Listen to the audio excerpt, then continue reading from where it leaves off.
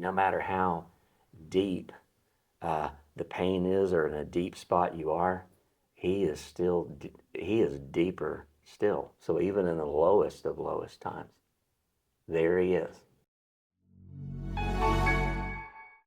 Hi, this is Tom with Going Into Tomorrow, and I'm here with Jeremy Edmiston. Jeremy, welcome. Jeremy, do you mind telling us a little bit about your background?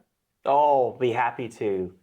Well, first, I get to be Amy Diane Edmiston's husband, which is a crazy miracle in itself. And we just celebrated 30 years, which is just, again, crazy to think about. Congratulations. Can't believe it's been that long. There's no way. And get to be the dad of Georgia K.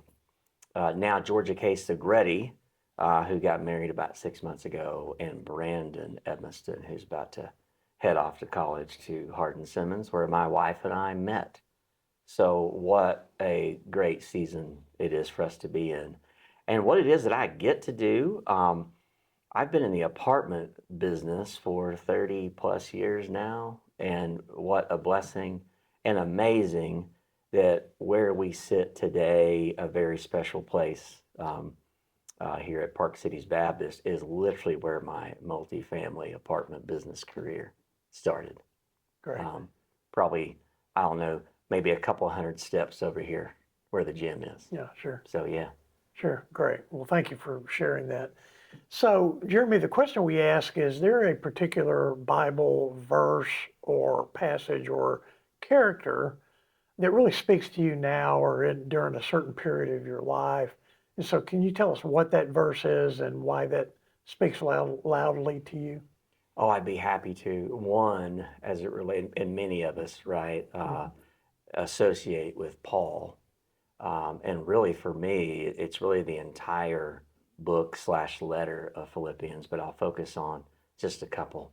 And that would be in chapter 2, verses 1 through 5, where Paul is writing and saying, hey, if there's any encouragement, if there's any tenderness that you have, that I would pray that you would be like-minded as of one. Of course, he's speaking to the church, but it spoke to me where, toward the end of that, he says, do nothing out of selfish ambition, but everything out of humbly serving others and putting others' interest ahead of your own.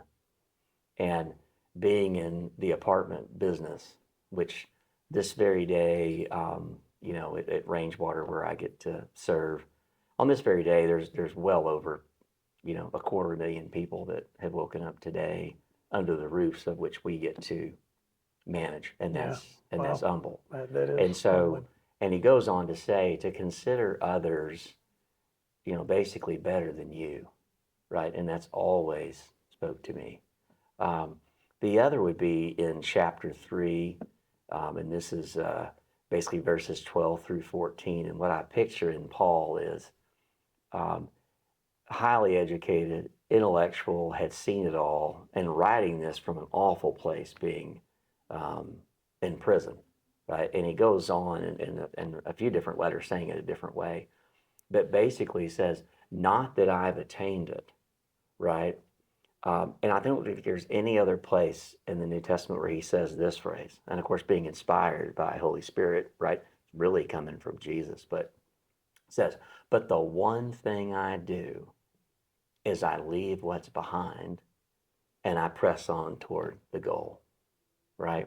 And how that resonates with me is, my formal education was in church ministry and theology.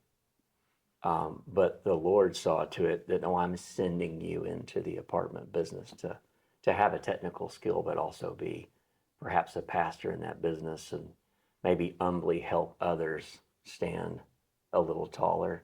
And where the phrase that really resonates is the pressing on and leaving what's behind, the one thing I do, is having an experience when I was a child of basically being a survivor of child abuse and in a way that would be it's too horrific to describe, but that even with that, it's not being defined by that. It's, hey, I have a plan for you and I am sending you into an environment.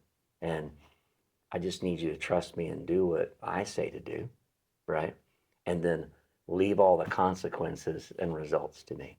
And so that even today, at the age of 52, is like, that just reverberates. Wow. Oh, for sure.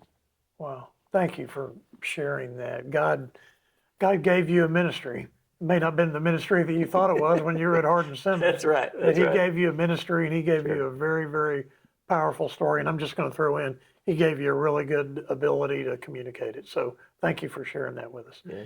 So, Jeremy, going into tomorrow, how can God use the testimony that you just gave to possibly benefit someone else that may have had, similar life circumstances, or just anybody in general?